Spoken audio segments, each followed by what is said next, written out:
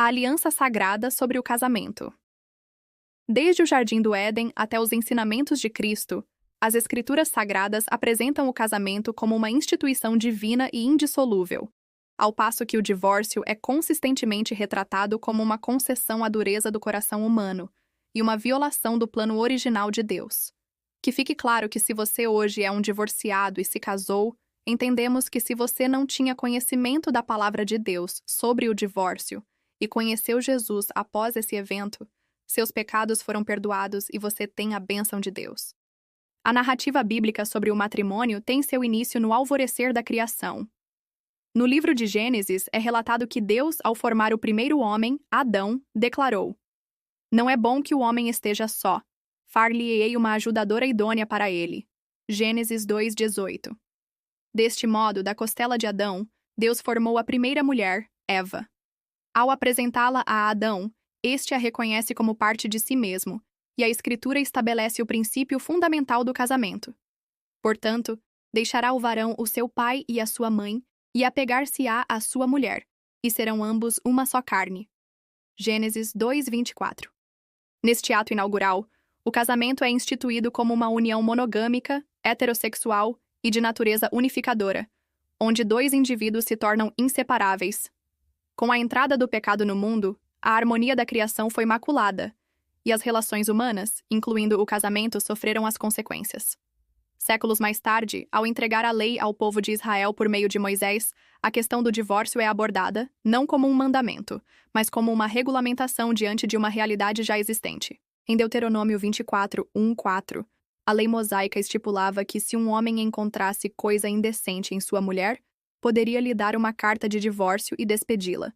É crucial notar que este texto não institui o divórcio, mas o regulamenta, visando proteger a mulher de ser descartada arbitrariamente e permitindo-lhe a possibilidade de um novo casamento.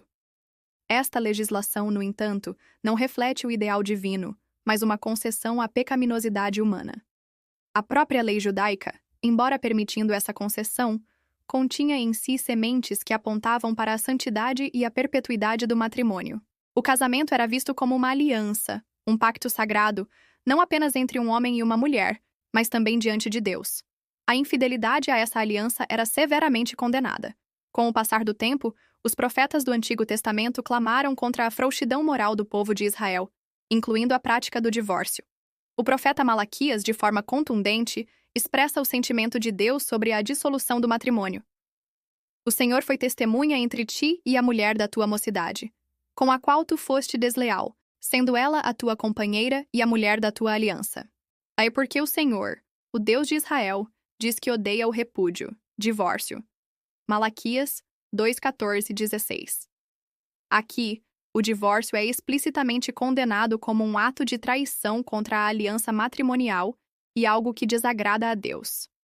A clareza definitiva sobre a perspectiva divina acerca do divórcio veio com os ensinamentos de Jesus Cristo no Novo Testamento. Ao ser questionado pelos fariseus sobre a legalidade do divórcio por qualquer motivo, Jesus os remete ao princípio da criação. "Não tendes lido que, no princípio, o Criador os fez macho e fêmea e disse: Portanto, deixará o homem pai e mãe e se unirá à sua mulher, e serão dois numa só carne? Assim não são mais dois, mas uma só carne. Portanto, o que Deus ajuntou não separe o homem." Mateus 19:4-6. Ao ser confrontado com a permissão de Moisés, Jesus esclarece a natureza daquela legislação. "Moisés, por causa da dureza do vosso coração, vos permitiu repudiar vossas mulheres, mas ao princípio não foi assim." Mateus 19:8. Com esta afirmação, Jesus revela que a lei mosaica sobre o divórcio não era a vontade perfeita de Deus, mas uma medida pragmática para lidar com a falha humana.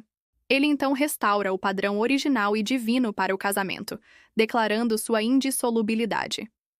Jesus aprofunda seu ensinamento ao afirmar: "Eu vos digo, porém, que qualquer que repudiar sua mulher, não sendo por causa de prostituição e casar com outra, comete adultério, e o que casar com a repudiada também comete adultério." Mateus 19:9. A única exceção apresentada é a prostituição ou relações sexuais ilícitas, em grego, porneia, um termo que abrange a infidelidade sexual. Fora desta circunstância específica, A dissolução do vínculo matrimonial e um novo casamento são equiparados ao adultério. O apóstolo Paulo, em suas cartas às igrejas do primeiro século, reitera os ensinamentos de Jesus. Em 1 Coríntios 7, 10 e 11, ele instrui os casados. Todavia, aos casados, mando, não eu, mas o Senhor, que a mulher não se aparte do marido. Se, porém, se apartar, que fique sem casar ou que se reconcilie com o seu marido, e que o marido não deixe a mulher. Esta passagem reforça a permanência do vínculo matrimonial, mesmo em caso de separação. Vejamos agora na visão judaica, a visão que tanto Moisés como Jesus e os profetas tinham profundo conhecimento. A visão judaica sobre o casamento é multifacetada, unindo aspectos legais, sociais e, de forma central, uma profunda dimensão espiritual sobre a união das almas. É um conceito que vai muito além de um mero contrato social, sendo considerado um dos pilares da vida judaica e um ideal sagrado. A visão pode ser descrita em duas esferas interligadas: a dimensão do pacto, legal e comunitária, e a dimensão mística, a união das almas. O casamento como pacto sagrado, Kiddushin. O termo hebraico para o casamento é Kiddushin, Kiddushin, que deriva da palavra Kadosh, KDVSH, significando santo ou sagrado. Isso revela a essência da visão judaica. O casamento é um ato de santificação. Um homem e uma mulher são separados e consagrados um ao outro, criando um estado de santidade exclusivo entre eles. Nesta perspectiva, o casamento é um pacto, uma aliança, Brit, semelhante à aliança entre Deus e o povo de Israel. Os elementos centrais desta dimensão são companheirismo e completude, baseado no relato da criação em Gênesis, onde Deus afirma: "Não é bom que o homem esteja só." Gênesis 2:18. O casamento é visto como o estado natural e ideal da existência. Sozinho, um indivíduo é considerado incompleto. A união matrimonial permite que um homem e uma mulher se completem, se apoiem e enfrentem a vida juntos. Procriação. A primeira mitzvah, mandamento da Torá, é frutificai e multiplicai-vos. Gênesis 1:28. O casamento é o contexto sagrado para a formação de uma família e a continuação do povo judeu, sendo a criação de filhos vista como uma parceria com o próprio Deus no ato da criação. Estrutura da sociedade. A família, estabelecida através do casamento, é a célula fundamental da comunidade judaica. É no lar, descrito como um mikdash me'at, um pequeno santuário, que os valores e as tradições judaicas são vividos e transmitidos para as próximas gerações. A cerimônia de casamento judaica reflete essa ideia de pacto. A chupá, o dossel nupcial, simboliza o novo lar que o casal está construindo.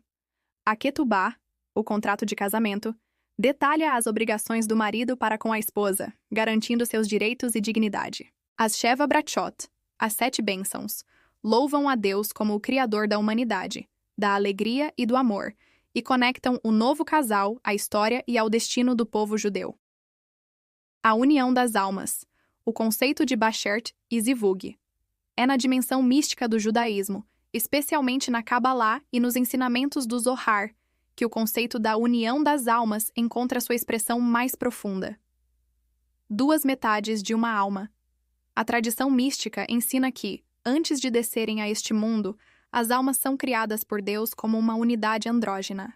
Antes do nascimento, essa alma unificada é dividida em duas metades, uma masculina e uma feminina. Uma das missões mais importantes da vida de uma pessoa é buscar e encontrar a outra metade de sua alma. Bashert, destinado. A palavra em Yiddish Bashert significa destinado. Refere-se à pessoa que é a outra metade da sua alma, seu parceiro divinamente predestinado. Encontrar o seu Bashert não é visto como um acaso, mas como o cumprimento de um plano celestial. Zivug, a união. O termo hebraico para essa combinação perfeita é zivug, zivvg. O Talmud, um dos textos centrais do judaísmo rabínico, afirma que, 40 dias antes da concepção de um menino, uma voz celestial proclama: "A filha de fulano será para fulano." Isso reforça a ideia de que os casamentos são arranjados no céu. O Talmud chega a dizer que encontrar o zivug correto é tão difícil e milagroso quanto a partição do Mar Vermelho. A finalidade da união das almas. O propósito de reunir essas duas metades de alma vai além da felicidade romântica. A união tem um propósito cósmico. Shleimut, completude. Através do casamento, a alma dividida alcança a sua Shleimut, plenitude, perfeição. Juntos, o casal forma uma nova e completa entidade espiritual. É por isso que se diz que um homem solteiro é meio corpo, e só se torna um ser humano completo quando se casa. Morada para a Shekinah.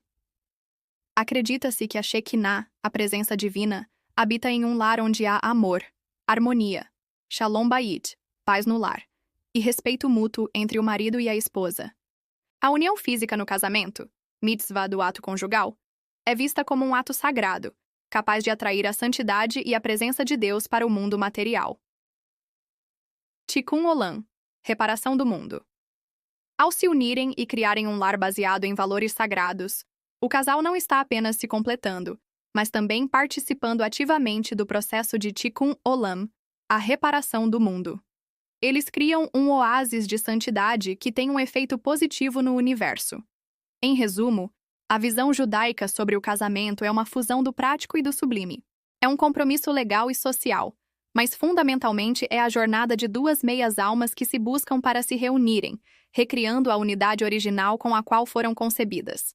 O objetivo final é criar uma parceria para a vida que sirva a um propósito maior: construir um lar sagrado, completar-se mutuamente e criar um espaço neste mundo para que a presença de Deus possa habitar. A linha do tempo bíblica revela uma visão consistente e elevada do casamento, como uma união sagrada e para toda a vida instituída por Deus. A permissão para o divórcio no Antigo Testamento, sob a lei de Moisés, é apresentada não como um ideal, mas como uma concessão temporária à fraqueza humana. Com a vinda de Jesus, o propósito original de Deus para o casamento é reafirmado, e a condenação ao divórcio é estabelecida de forma inequívoca, defendendo a aliança matrimonial como um reflexo do compromisso fiel de Deus com o seu povo. Se você chegou aqui e não tinha esse conhecimento, e se arrepender dos seus atos, certamente Ele é fiel e justo para lhe perdoar. Deus abençoe seu casamento e sua família.